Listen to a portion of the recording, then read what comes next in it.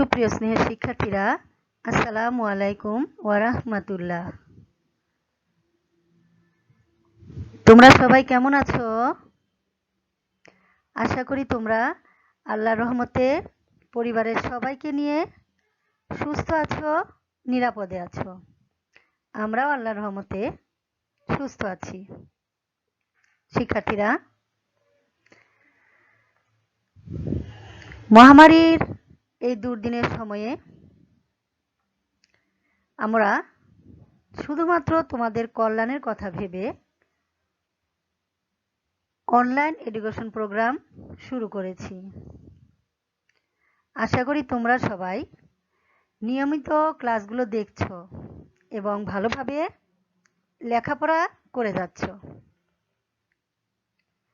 আজকের এই অনলাইনে ক্লাসে তোমাদের সবাইকে আমি স্বাগতম জানাচ্ছি।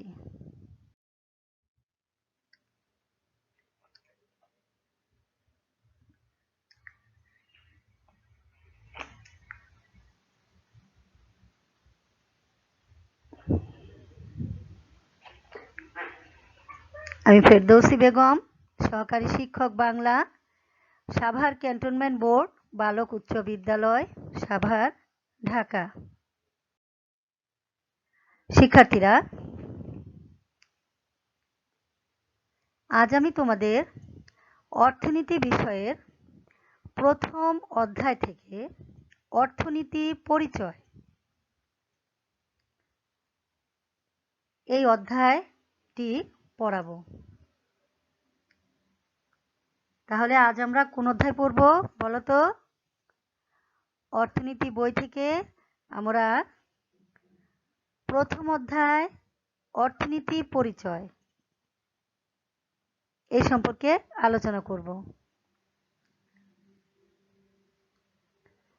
আমি তোমাদের পূর্বের ক্লাসে এই অধ্যায় থেকে তোমাদের কিছু অংশ পড়িয়েছি। তোমাদের সেগুলো আবার একটু মনে করে দিতে চাচ্ছি কি কি তোমাদের পড়িয়েছিলাম। এই অধ্যায় থেকে আমি এর পূর্বের ক্লাসে তোমাদের পড়িয়েছি অর্থনীতির উৎপত্তি ও বিকাশ কিভাবে হয়েছে,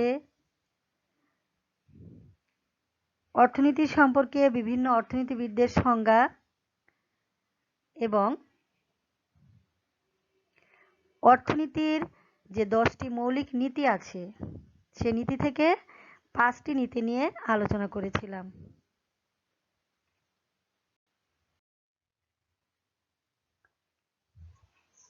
আমি আজকের ক্লাসে অর্থনীতির মৌলিক যে 10টি নীতি আছে সে নীতির 10টি নীতির শেষ 5টি নীতি সম্পর্কে আলোচনা করব।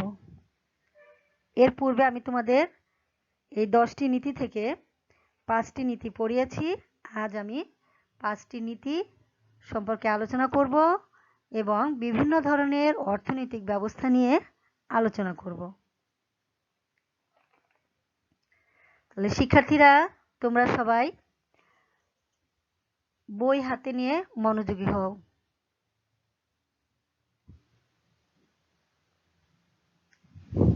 দেখো, অর্থনীতির 10টি মৌলিক নীতি রয়েছে। এই 10টি মৌলিক নীতির 5টি নীতি আমি পূর্বের ক্লাসে পড়িয়েছি। আজকে আমি তোমাদের বাকি 5টি নীতি পড়াচ্ছি। 6 নম্বর নীতি, অর্থনৈতিক কার্যক্রম সংগঠিত করার জন্য বাজার একটি উত্তম পন্থা। এর অর্থ হচ্ছে অর্থনৈতিক কার্যক্রম সচরাচর সংগঠিত হয়ে থাকে বাজার ব্যবস্থার মাধ্যমে। ফার্ম ও পরিবার সমূহের পারস্পরিক ক্রিয়া প্রতিক্রিয়ার ফলেই কোনো দ্রব্যের দাম নির্ধারিত হয়। ফার্মের মালিকরা বাজারের চাহিদা দেখে দ্রব্য সরবরাহ করে এবং অসংখ্য পরিবার তাদের আয় ও প্রয়োজন অনুসারে এই সমস্ত দ্রব্য ও সেবা সামগ্রী ক্রয় করে।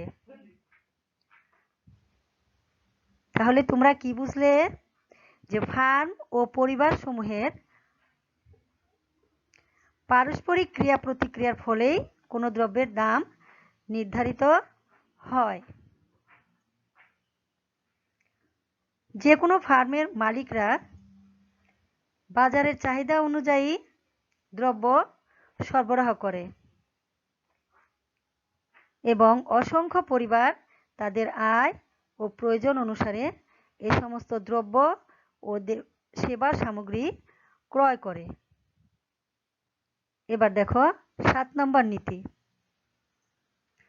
সরকার কখনো কখনো বাজার নির্ধারিত ফলাফলের উৎকর্ষ সাধন করতে পারে। এর অর্থ হচ্ছে বাজার ব্যবস্থা সাধারণত নানা ধরনের স্বতঃস্ফূর্ত চাহিদা ও সরবরাহের ক্রিয়া প্রতিক্রিয়ার মাধ্যমে পরিচালিত হয়ে থাকে।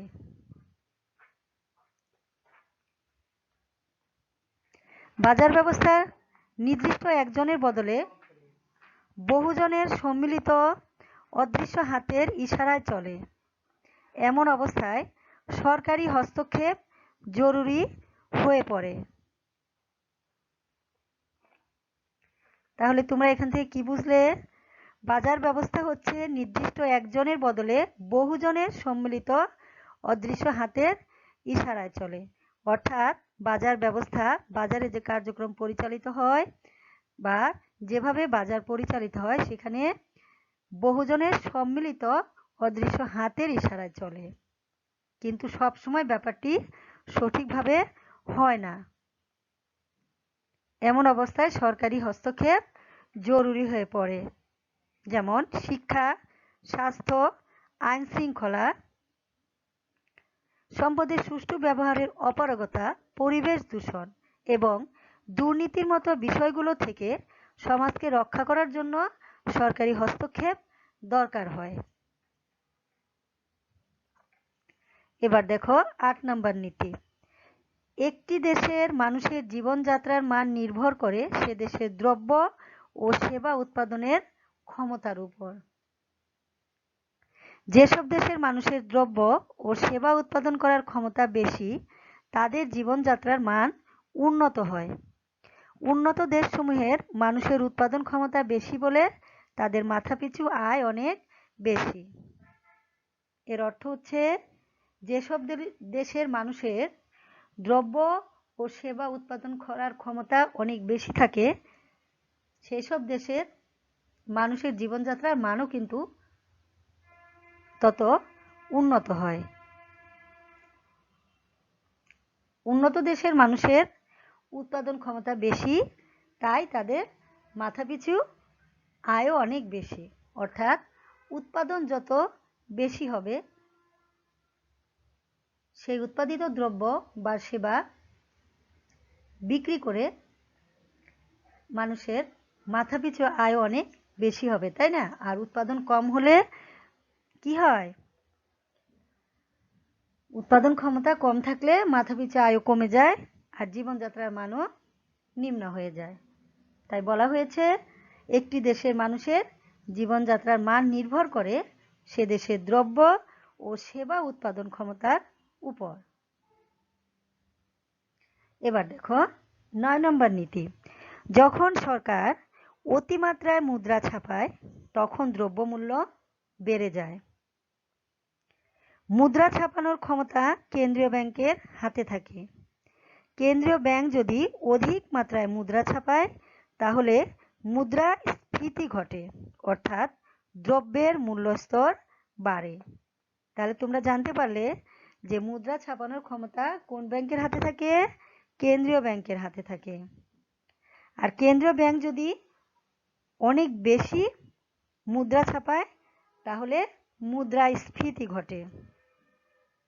আর মুদ্রাস্ফীতি ঘটলে অর্থের মান বা মূল্য কমে যায়। কিভাবে অর্থের মূল্য কমে যায় আমি একটি উদাহরণের মাধ্যমে তোমাদের বুঝিয়ে দিচ্ছি। মনে করো তুমি 500 টাকা খরচ করলে লেখাপড়ার প্রয়োজনীয় সামগ্রী পেয়ে যাও, কিন্তু টাকার মান কমে যাওয়ায় ওই সামগ্রী পেতে তোমাকে 650 টাকা ব্যয় করতে হচ্ছে, যা পূর্বের 500 টাকার চেয়ে 150 টাকা বেশি। জিনিসের দাম বাড়ায় একই জিনিস কিনতে এখন বেশি মুদ্রা প্রয়োজন হয়ে যায়। তাহলে বুঝতে পারলে মুদ্রাস্ফীতি ঘটলে অর্থের মান বা মূল্য কমে যায়। এবার দেখো 10 নম্বর নীতি। সমাজে মুদ্রাস্ফীতি এবং বেকারত্বের মধ্যে স্বল্পকালীন বিপরীত সম্পর্ক বিরাজ করে। এর অর্থ হচ্ছে দ্রব্য সামগ্রীর মূল্যস্তর বেড়ে যাওয়ার অবস্থাকে মুদ্রাস্ফীতি বলে। যখন কোনো দ্রব্যের মূল্য বেড়ে যায় বা মূল্যস্তর বেড়ে যায় সেই অবস্থাকে মুদ্রাস্ফীতি বলে। আর কোনো শ্রমিক বাজার মজুরিতে কাজ করতে ইচ্ছুক কিন্তু কাজ পায় না, তাদেরকে বলা হয় বেকার। মনে করো অনেক শ্রমিক আছে আমাদের দেশে, তারা তাদের শ্রমের বিনিময়ে যে অর্থ পায় বা যে মজুরি পায় সেই অর্থ দিয়ে তাদের জীবনযাপন করে থাকে। কোনো শ্রমিক যখন তার বাজার মজুরিতে কাজ করতে ইচ্ছুক থাকা সত্ত্বেও সে কাজ পায় না, তখন তাদেরকে বলা হয় বেকার। সাধারণত অর্থনীতিতে মুদ্রাস্ফীতি কমলে বেকারত্ব বাড়ে, আবার মুদ্রাস্ফীতি বাড়লে বেকারত্ব কমে।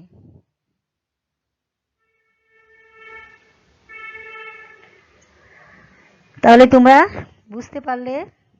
এখান থেকে দেখো দু একটি ছোট প্রশ্ন হতে পারে তোমাদের। মুদ্রাস্ফীতি কাকে বলে? বেকার কারা? মুদ্রাস্ফীতি বাড়লে বেকারত্ব কমে না বাড়ে? এই ধরনের ছোট ছোট প্রশ্ন এখান থেকে হতে পারে। তাই তোমরা যে কোনো অধ্যায় ভালোভাবে বারবার রিডিং পড়বে, ভালোভাবে আয়ত্ত করবে, তাহলে তোমরা এই পড়ার ভেতর থেকে সৃজনশীল প্রশ্ন এবং ধ্বনিবাচনী প্রশ্নের উত্তর তোমরা সুন্দরভাবে গুছিয়ে লিখতে পারবে। তাহলে শিক্ষার্থীরা, অর্থনীতির 10টি মৌলিক নীতি তোমাদের পড়া হয়ে গেল। পূর্বের ক্লাসে 5টি নীতি পড়িয়েছি, আর আজকেও 5টি নীতি তোমাদের ব্যাখ্যা করে বুঝিয়ে দিলাম। এখন তোমরা জেনে নাও আয়ের বৃত্তাকার প্রবাহ। দুটি খাত। একটি সরল অর্থনীতিতে দুই ধরনের প্রতিনিধি থাকে, ভোক্তা বা পরিবার এবং উৎপাদক বা ফার্ম। এই দুই ধরনের প্রতিনিধির মধ্যে আয় ব্যয় কিভাবে চক্রাকারে প্রবাহিত হয় তা তোমাদের বইয়ে যে আয়ের বৃত্তাকার প্রবাহের চিত্র দেয়া আছে সেই চিত্রটি দেখলেই তোমরা বুঝতে পারবে। তোমরা নিশ্চয়ই সবাই বই খুলে বইটি হাতে রেখেছ। তোমরা দেখো 7 পৃষ্ঠায় আয়ের বৃত্তাকার প্রবাহের চিত্রটি। তাহলে একটি সরল অর্থনীতিতে দুই ধরনের প্রতিনিধি থাকে। একটি হচ্ছে ভোক্তা বা পরিবার, অর্থাৎ যে ভোগ করে তাকে বলা হয় ভোক্তা। আর উৎপাদক বা ফার্ম, যারা উৎপাদন করে তাদেরকে বলা হয় উৎপাদক। যেখানে উৎপাদন করা হয় তাকে বলা হয়, সেখানে সেই জায়গাকে বলা হয় ফার্ম। এই আয়ের বৃত্তাকার প্রবাহের চিত্রে দেখা যাচ্ছে অর্থনীতিতে দু ধরনের প্রতিনিধি থাকে, যথা ফার্ম সমূহ ও পরিবার সমূহ। ফার্ম বা ফার্মের মালিকরা উৎপাদনের উপাদানগুলো ক্রয় করেন, পরবর্তীতে সেগুলো সংগঠিত করে দ্রব্য ও সেবা উৎপাদন করেন এবং সেগুলোই বাজারে বিক্রয় করেন। আর পরিবারসমূহ কি করে? তাদের মালিকানাধীন উৎপাদনের বিভিন্ন উপাদান যেমন শ্রম, ভূমি ও মূলধন বিক্রি করে আয় বা উপার্জন করে থাকে। তাহলে তোমরা বুঝতে পারলে যে ফার্ম বা ফার্মের মালিকরা উৎপাদনের উপাদানগুলো ক্রয় করেন আর পরবর্তীতে সেই উপাদানগুলো সংগঠিত করে দ্রব্য বা সেবা উৎপাদন করে সেগুলোই বাজারে সরবরাহ করে বা বিক্রয় করেন। আর অন্যদিকে পরিবারসমূহ তাদের মালিকানাধীন উৎপাদনের বিভিন্ন উপাদান যেমন ভূমি, শ্রম ও মূলধন বিক্রয় করে আয় বা উপার্জন করে।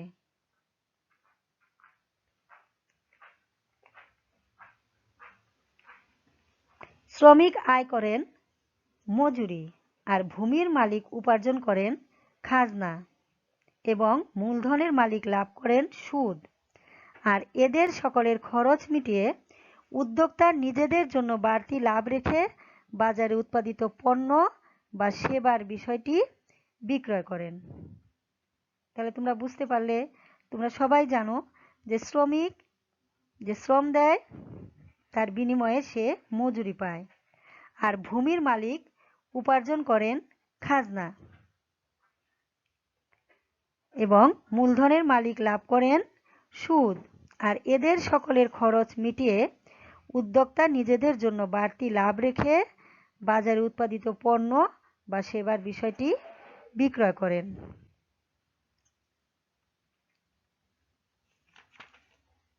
সেজন্য উদ্যোক্তার অবশিষ্ট আয়টিকে বলা হয় মুনাফা।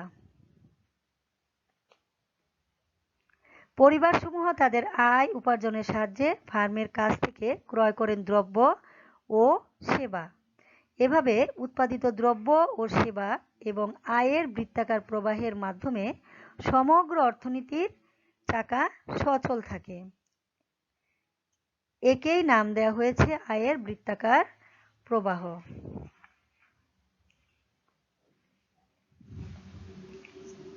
তাহলে বোঝা গেল যে কোনো ফার্মের মালিক বা কোনো উৎপাদক তার প্রয়োজনীয় উৎপাদনের বিভিন্ন উপাদান যেমন ভূমি, শ্রম, মূলধন ইত্যাদি একত্রিত করে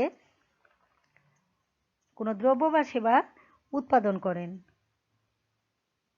এবং তার উৎপাদনের খরচ মিটিয়ে উৎপাদক বা উদ্যোক্তা বাড়তি লাভ রেখে বাজারে উৎপাদিত পণ্য বা সেবার বিষয়টি বিক্রয় করেন।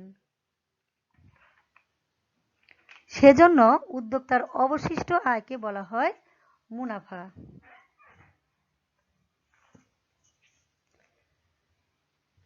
এবার দেখো শিক্ষার্থীরা, বিভিন্ন ধরনের অর্থনৈতিক ব্যবস্থা। আমরা জানি অর্থনীতি হচ্ছে চয়ন বা নির্বাচনের বিজ্ঞান। যে বিজ্ঞান সীমিত সম্পদ ব্যবহার করে সর্বোচ্চ উৎপাদন, সর্বোচ্চ ভোগ এবং সর্বোচ্চ কল্যাণ সাধনের জন্য সঠিক পদ্ধতি বাছাই করার জন্য নিরন্তর চেষ্টা চালায়। তোমরা এর আগেও জানতে পেরেছো যে অর্থনীতি হচ্ছে এমন একটি বিজ্ঞান বা এমন একটি বিষয়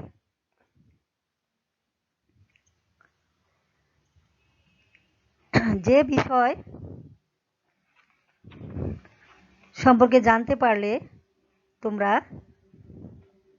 সর্বোচ্চ উৎপাদন, সর্বোচ্চ ভোগ এবং সর্বোচ্চ কল্যাণ সাধনের জন্য সঠিক পথটি তোমরা বাছাই করে নিতে পারবে।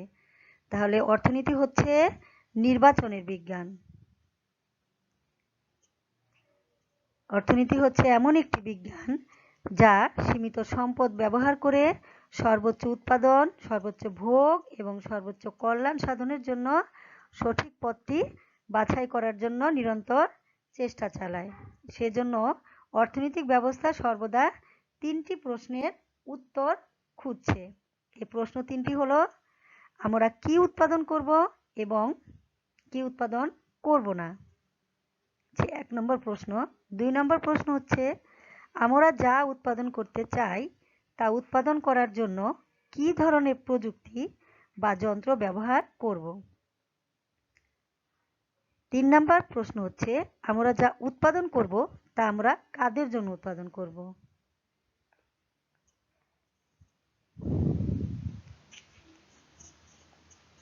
তাহলে প্রথমে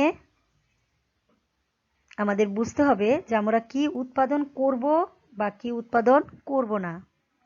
দ্বিতীয়ত আমাদের বুঝতে হবে যা আমরা উৎপাদন করতে চাই সেই উৎপাদন করার জন্য কি ধরনের যন্ত্র বা প্রযুক্তি ব্যবহার করা প্রয়োজন।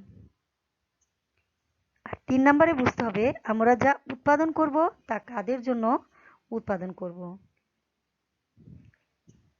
এই প্রশ্নগুলোর উত্তর প্রদানই হচ্ছে এক এক দেশের এক এক অর্থনৈতিক ব্যবস্থার প্রধান কাজ।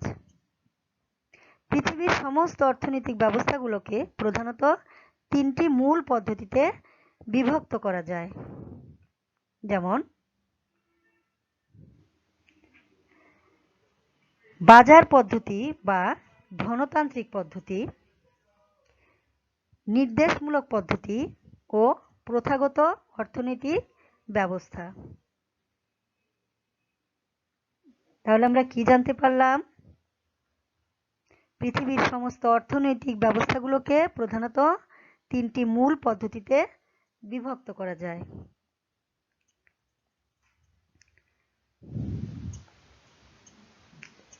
যেমন বাজার পদ্ধতি বা ধনতান্ত্রিক পদ্ধতি। এই পদ্ধতিতে সমস্ত সিদ্ধান্তই বাজারের যুক্তি অনুযায়ী নির্ধারিত হবে।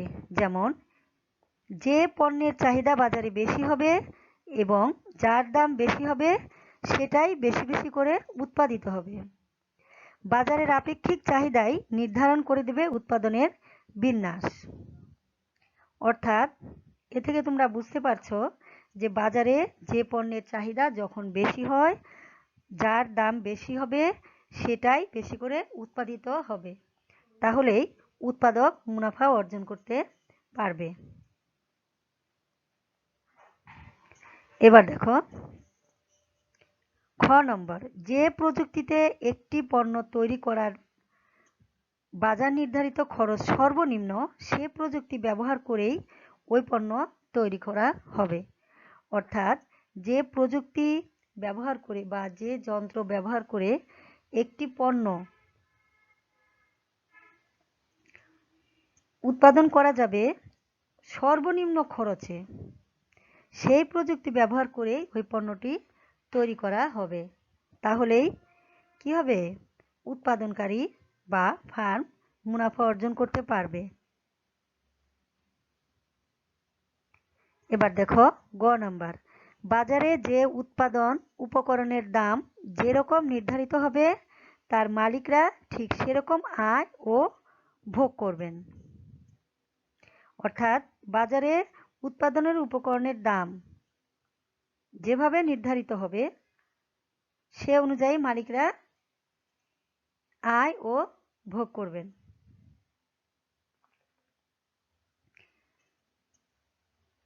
এটা হচ্ছে বাজার পদ্ধতি বা ধনতান্ত্রিক পদ্ধতি। এবার দেখো নির্দেশমূলক পদ্ধতি। এই পদ্ধতিতে কি উৎপাদন হবে তা নির্ধারণ করে দেয় কেন্দ্রীয় কর্তৃপক্ষ। এখানে সমস্ত সম্পদ ও উৎপাদন উপকরণের মালিক হচ্ছে রাষ্ট্র বা সমাজ। তাদের প্রতিনিধি হিসেবে কেন্দ্রীয় পরিকল্পনা মন্ত্রণালয়ই চূড়ান্ত বিচারে কি উৎপাদিত হবে, তার জন্য কি প্রযুক্তি বাছাই হবে, কার কি দাম হবে, কার কি আয় ও ভোগ হবে ইত্যাদি সব নির্ধারণ করে দেন। তাই এই ব্যবস্থাকে নির্দেশমূলক ব্যবস্থা বলা হয়। তাহলে দেখো নির্দেশমূলক ব্যবস্থা বা নির্দেশমূলক পদ্ধতিটি হচ্ছে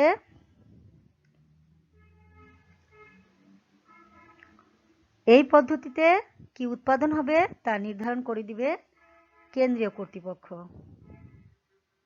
আর এখানে সমস্ত সম্পদ ও উৎপাদন উপকরণের মালিক হচ্ছে রাষ্ট্র বা সমাজ। আর এর প্রতিনিধি হিসেবে কেন্দ্রীয় পরিকল্পনা মন্ত্রণালয়ই চূড়ান্ত ভাবে বিচার করবেন যে কি উৎপাদিত হবে, তার জন্য কি প্রযুক্তি বাছাই হবে, আর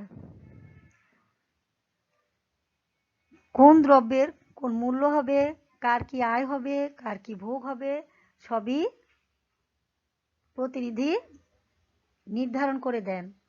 তাদের এই আদেশ অনেকটা আইনের মতো সকল অর্থনৈতিক খেলোয়াড়কেই মেনে চলতে হয়।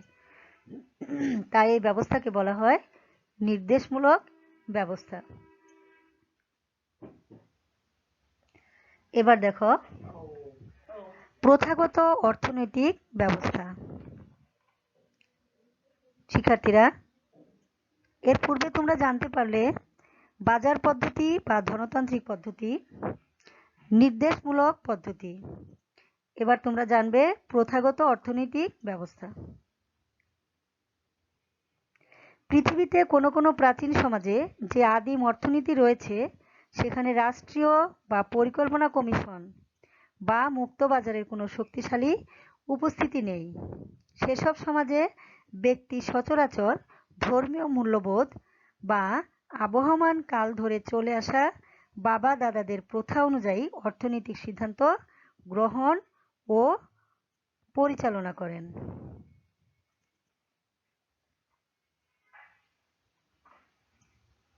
এসব অর্থনৈতিক ব্যবস্থায় যেহেতু প্রথা ও সামাজিক বিশ্বাসই সবকিছু নির্ধারণ করে দেয়, সেহেতু এসব অর্থনৈতিক ব্যবস্থাকে বলা হয় প্রথাগত অর্থনৈতিক ব্যবস্থা। শিক্ষার্থীরা, প্রথাগত অর্থনৈতিক ব্যবস্থা হচ্ছে পৃথিবীতে কোনো কোনো প্রাচীন সমাজে যে আদিম অর্থনীতি রয়েছে সেখানে রাষ্ট্রীয় কোনো পরিকল্পনা বা মুক্ত বাজারের কোনো শক্তিশালী উপস্থিতি নেই। সেখানে সমাজের ব্যক্তি সচরাচর ধর্মীয় মূল্যবোধ বা আবহমান কাল ধরে চলে আসা বাবা দাদাদের প্রথা অনুযায়ী অর্থনৈতিক সিদ্ধান্ত গ্রহণ করা হয়ে থাকে এবং সে অনুযায়ী অর্থব্যবস্থা পরিচালিত হয়ে থাকে। এসব অর্থনৈতিক ব্যবস্থায় যেহেতু প্রথা ও সামাজিক বিশ্বাসই সবকিছু নির্ধারণ করে থাকে, সেহেতু এসব অর্থনৈতিক ব্যবস্থাকে প্রথাগত অর্থনৈতিক ব্যবস্থা বলা হয়। শিক্ষার্থীরা, তাহলে আজকের আমাদের এ পর্যন্তই থাক। আজকের ক্লাসে তোমরা জানতে পারলে অর্থনীতির 10টি মৌলিক নীতির শেষ 5টি নীতি। আয়ের বৃত্তাকার প্রবাহ সম্পর্কে তোমরা জানতে পারলে। আরও তোমরা জানতে পারলে বিভিন্ন ধরনের অর্থনৈতিক ব্যবস্থা, যেমন বাজার পদ্ধতি বা ধনতান্ত্রিক পদ্ধতি, নির্দেশমূলক পদ্ধতি ও প্রথাগত অর্থনৈতিক ব্যবস্থা। এই 3টি পদ্ধতিতে কিভাবে উৎপাদন করা হয়, কিভাবে উৎপাদিত দ্রব্যের দাম নির্ধারণ করা হয় সে সম্পর্কে তোমরা জানতে পারলে।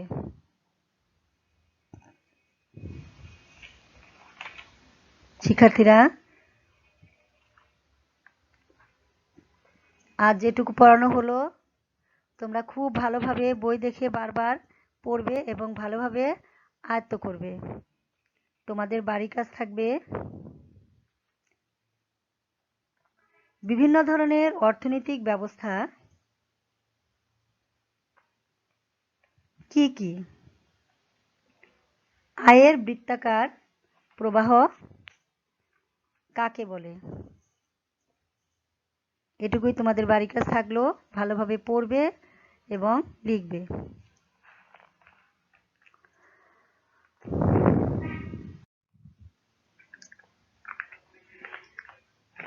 তোমরা সবাই বাড়িতে ব্যক্তিগত পরিচ্ছন্নতা বজায় রাখবে